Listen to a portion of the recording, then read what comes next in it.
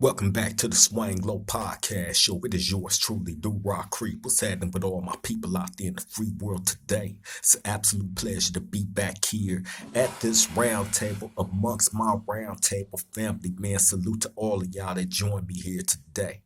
Now, look, I wanted to jump into this little topic, right? Because it's something that I am always played with, not me myself per se, right? But just being in the environment that I'm in, I often see dudes place themselves in jeopardy on behalf of being in debt. You know what I'm saying? And a lot of times, in a lot of cases, them debts be drug debts. You know what I'm saying? Now, I've said it before in other videos, man, and I will continue to say it, right? Like it ain't cool on another man anything. It ain't cool being in debt to another man, period, in no setting at all.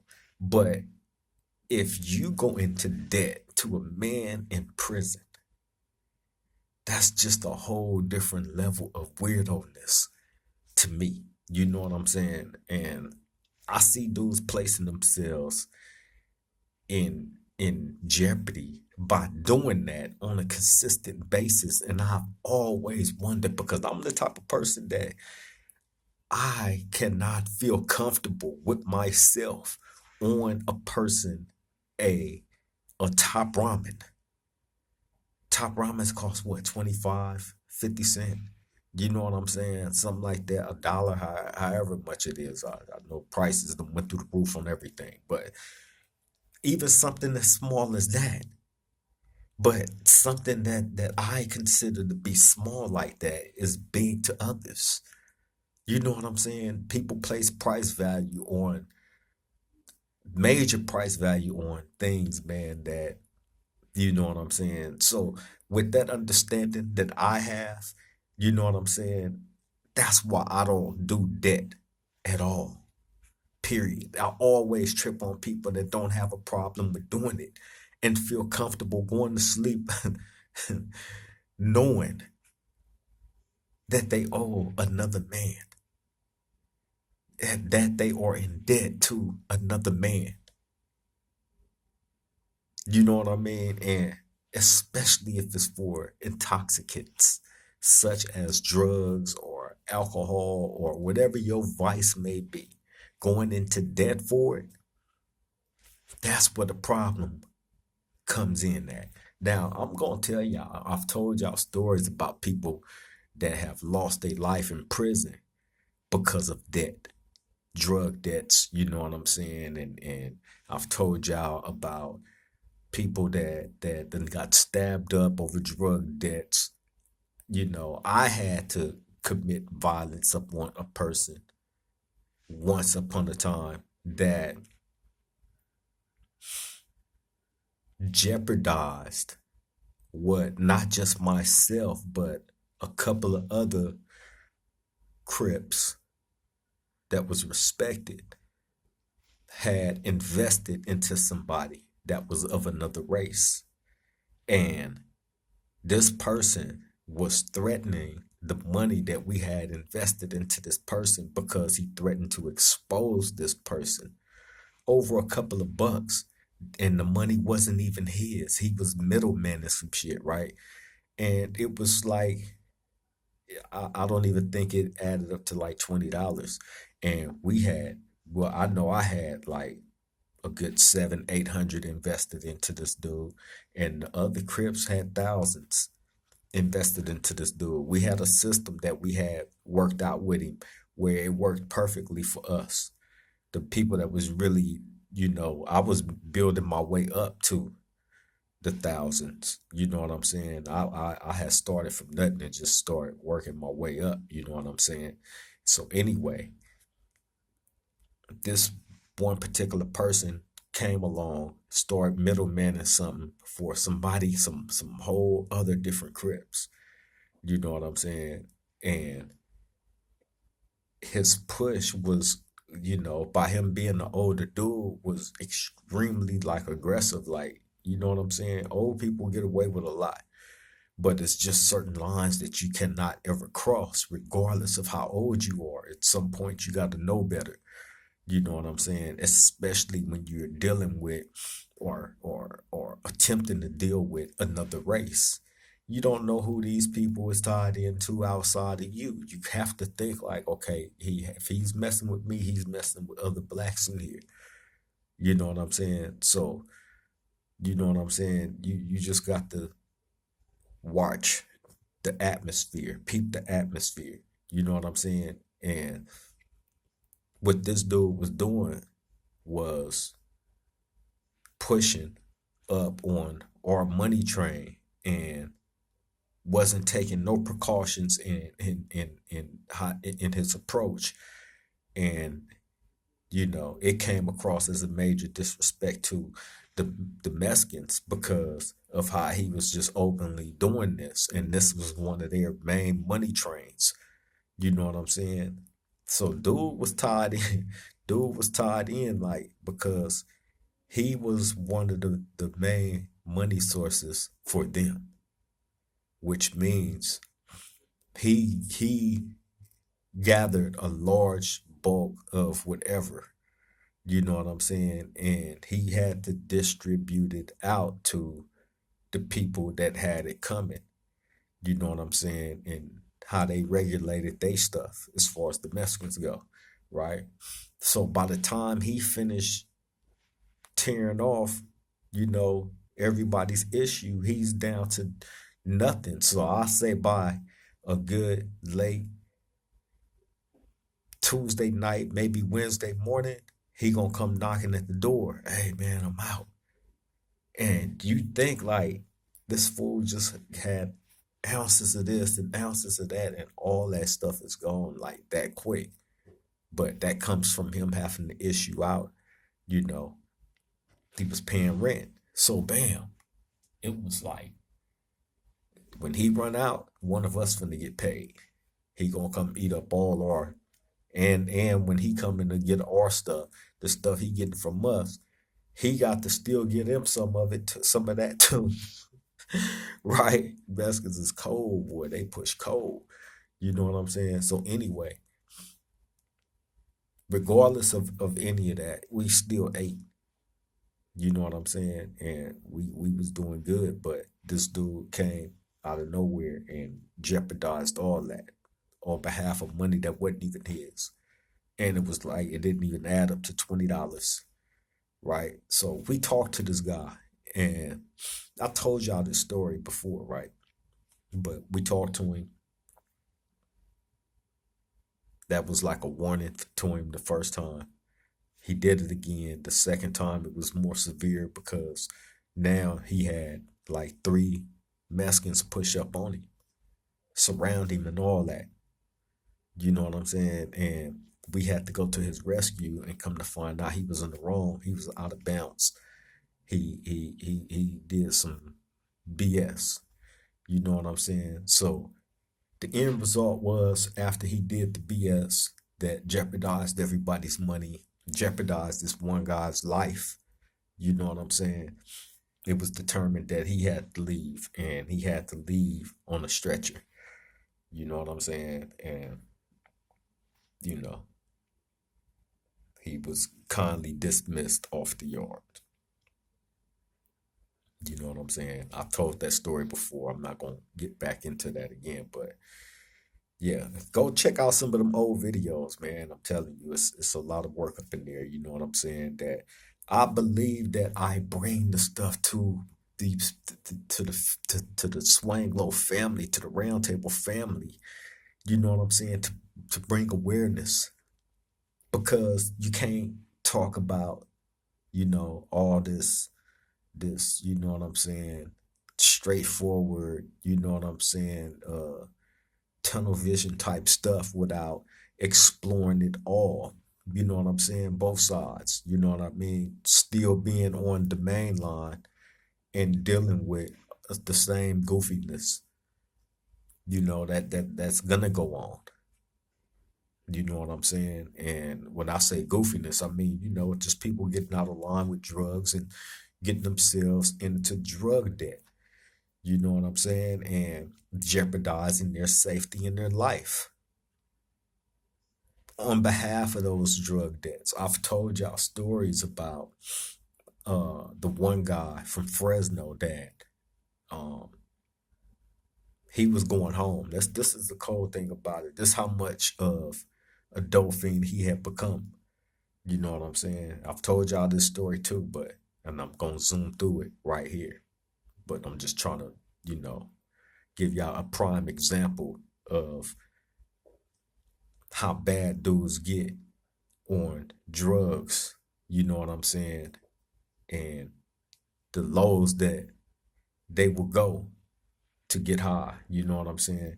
This dude knew he was getting ready to go home. He was probably at this time, probably like a week away from going home. So what he called himself doing was he would go get $500 a dope from the Southside Mexicans. Then he'll go get $500 more a dope from the Northern Mexicans. Then he'll go over to the Bloods, get like $800 worth of dope from them. Find him some Crips, go get another eight. You know what I'm saying? Like he was racking it up like that. And it ended up coming out when he ran into Kevo from PDL. That's when his whole world came to an end. And that day, I remember Kevo came over to my building and was looking for him. And you know, his his approach, to that situation was like he was focused, he was lasered in on his mission. His mission was to come over there and holler at this young dude from Fresno about the debt that he had got in, and then Kevo had heard about all these other debts because now people, like I've told y'all before in other stories, man, like the Southside Mexicans, you have one. This dude would write down every single thing. If you came and did any business with him, or he found out you did any business with any of his homeboys, he's finna go interview the ones that you did business with. He finna do a thorough interview like an investigator. And he's writing down every single thing. So in his notes, he got everything written down: the time, the date, your government, your alias. You know what I'm saying? Every single thing that you can possibly imagine, he had it wrote down, right? And how I knew this is because that one particular Southsider called me to his cell one day and was asking me about this dude from Fresno, the youngster. And he pulled out his list. He pulled his list out and ran down every single the date that he went and got dope from this person, the time, the place, how it was handed off, what it was wrapped up in, all that, right? Every single detail. So, you know, everything got exposed on this dude right before he was getting ready to go home. So, what ended up happening to him was two big dudes, right? They made sure they put two big ones on him, right? Caught him inside the day room and beat him until he defecated on himself. You know what I'm saying? I'm talking about literally like diarrhea, defecation all over itself, right? All down his legs, dripping all out his pants, all they beat him to a pulp. You feel me? So come to find out he had all these different debts that he was trying to slide out of by going home and having thousands of dollars worth of, but that was the addict in him. You feel me? And I used to look at him and trip, and I talked to him before, you know what I'm saying? Like trying to understand this young dude, man. Little young dude from Fresno, you know what I'm saying?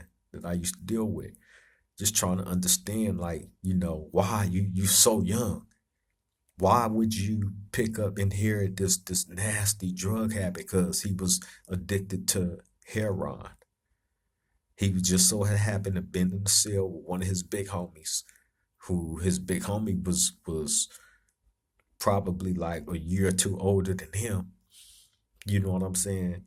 Was a straight up dope fiend, heroin addict.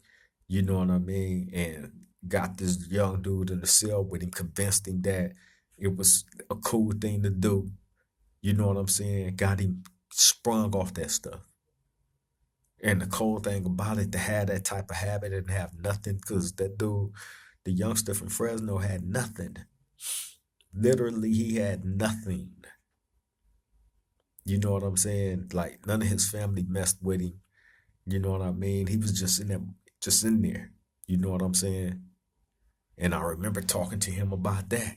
And I remember him actually sitting there and bust out in tears, talking about how, I guess his father had like a gang of kids.